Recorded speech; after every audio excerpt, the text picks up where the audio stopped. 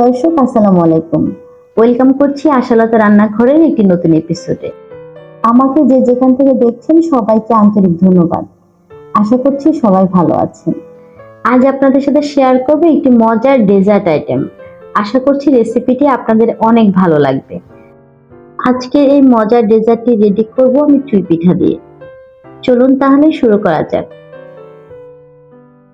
প্রথমেই আমি চুলায় প্যান বসিয়ে দিয়েছি। এবার এখানে দিয়ে দিচ্ছি 1 টেবিল চামচের মতো ঘি। ঘিটা গরম হওয়া মাত্র এখানে আমি দিয়ে দিব কাজু বাদাম। বাদামটা আমি খুব ভালোভাবে ভেজে নেব, একদম লাল লাল করে ভেজে নেব। এখানে একটা ছোট্ট টিপস দিয়ে নেই, যাদের আস্ত বাদাম পছন্দ না তারা এটাকে ব্লেন্ডারে ব্লেন্ড করে নিয়ে দুধের সাথে মিশিয়ে রান্না করতে পারেন। বাদাম ভাজা হয়ে গিয়েছে, এবার আমি ঘিয়ের মধ্যে দিয়ে দিচ্ছি আড়ঙের দুধ। এই দুধটা অনেক ঘন দুধ, যারা গরুর দুধ ইউজ করবেন তারা অবশ্যই গরুর দুধটা ঘন করে জাল করে নেবেন। দিয়ে দিচ্ছি 1/2 কাপ পরিমাণ গুঁড়া দুধ। এখানে আমি ডিপ্লোমা ফুল ক্রিম দুধ ইউজ করেছি। দিয়ে দিচ্ছি 1/2 কাপ পরিমাণ চিনি। এবার দিয়ে দিব 1/2 কাপ পরিমাণ কনডেন্স মিল্ক।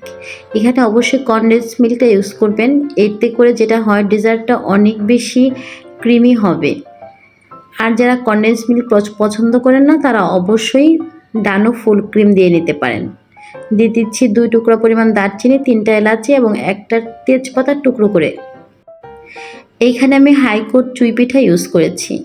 এটা 300 গ্রামের দাম 70 টাকা। এই 1 প্যাকেট চুই পিঠা আপনি 3 থেকে 4 বার ইউজ করতে পারবেন। দিয়ে দিলাম 1/2 কাপ পরিমাণ চুই পিঠা। এখানে আমি 1 কেজি দুধের মধ্যে 1/2 কাপ পরিমাণ চুই পিঠা দিয়েছি। 1 লিটার দুধের মধ্যে আমি 1/2 কাপ পরিমাণ চুই পিঠা দিয়েছি। স্বাদটাকে ব্যালেন্স করার জন্য সামান্য একটু লবণ দিয়ে নিচ্ছি। এবার এটাকে নেড়েচেড়ে রান্না করে নেব। চুই পিঠাটা দুধের মধ্যে দেওয়ার পর অনবরত নেড়েচেড়ে রান্না করে নিতে হবে। যদি নাড়াচাড়া অফ করে দেন তাহলে কিন্তু চুই পিঠাটা দলা পাকিয়ে যাবে, সেক্ষেত্রে রান্নাটা মজা হবে না। বাসায় মেহমান আসলে যারা কিনা খুব অল্প সময়ে ডেজার্ট রেডি করতে চান তারা অবশ্যই এই রেসিপিটি ট্রাই করতে পারেন। 5 থেকে 10 মিনিটের মধ্যে চুই পিঠাগুলো সিদ্ধ হয়ে যাবে। চুই পিঠাগুলো সিদ্ধ হওয়ার পর চুলার আঁচটা মিডিয়াম টু লোয়ে রেখে আমি দুধটাকে ঘন করে নেব। দুধটা যখন ঘন হয়ে আসবে তখন কিন্তু এই ডেজার্টের কালারটাও চেঞ্জ হয়ে আসবে, একদম ব্রাউনিশ একটা কালার হবে। এটা দেখতেও যেরকম ইয়ামি, খেতেও অনেক অনেক মজার একটা ডেজার্ট। এই পর্যায়ে দুধটা যখন ঘন হয়ে আসবে তখন বাদামগুলো দিয়ে দিতে হবে। আমার বেবি যেহেতু ছোট, বাদাম পছন্দ করে না, তাই আমি এটা গার্নিশিংয়ে ইউজ করব। যারা এই রেসিপিটি ফেসবুক থেকে দেখবেন অবশ্যই লাইক ফলো দিবেন, আর যারা ইউটিউব থেকে এনজয় করবেন তারা অবশ্যই সাবস্ক্রাইব করবেন। আমার ডেজার্টের দুধটা কিন্তু অলরেডি ঘন হয়ে গেছে।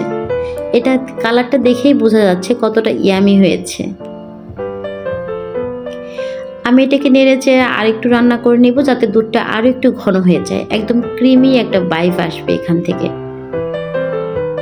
এই তো আমার রেসিপিটা অলমোস্ট ডান। তৈরি হয়ে গেলে অনেক মজার একটা ডেজার্ট চুই পিঠা, ইনস্ট্যান্ট চুই পিঠা বলতে পারেন। আপনাদের সাথে হাতে তৈরি চুই পিঠার রেসিপি শেয়ার করবো ইনশাল্লাহ। সেই পর্যন্ত সবাই ভালো থাকবেন, সুস্থ থাকবেন। আমার আর আমার পরিবারের জন্য দোয়া করবেন। আশা করছি রেসিপিটা সবাই এনজয় করেছেন। আজ এই পর্যন্তই, আবার নতুন কোনো রেসিপি আপনাদের সাথে শেয়ার করতে চলে আসবো ইনশাল্লাহ। বিদায় নিচ্ছি, আল্লাহ হাফেজ, আসসালামু আলাইকুম।